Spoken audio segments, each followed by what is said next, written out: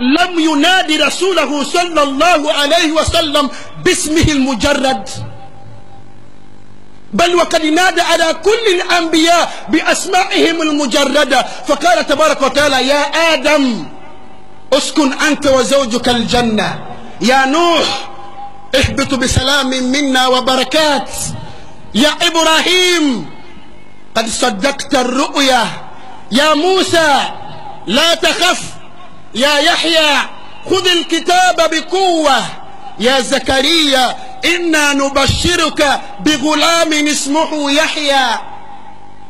فلما أراد أن ينادى على الحبيب مصطفى صلى الله عليه وسلم قال تبارك وتعالى: يا أيها النبي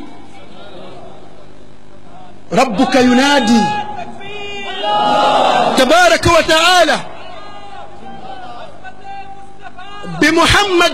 بمحبة رسول الله عند الله، لم ينادي رسوله باسمه محمد. والله في كل القرآن من الفاتحة إلى الناس: يا أيها النبي اتق الله ولا تطع الكافرين والمنافقين، يا أيها المزمل قم الليل إلا قليلا، يا أيها المدثر قم فأنذر.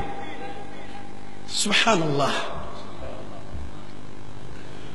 وما نادى رسول الله صلى الله عليه وسلم باسم محمد إلا بقرينة الرسالة والنبوة.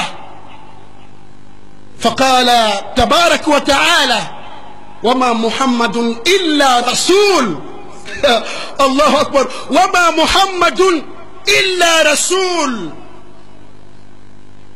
سبحان الله.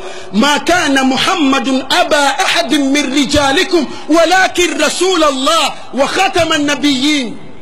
الرسالة والنبوة مع الاسم محمد صلى الله عليه وسلم، لمحبة الله لرسوله صلى الله عليه وسلم. قال تبارك وتعالى: محمد رسول الله والذين معه أشداء على الكفار رحماء بينهم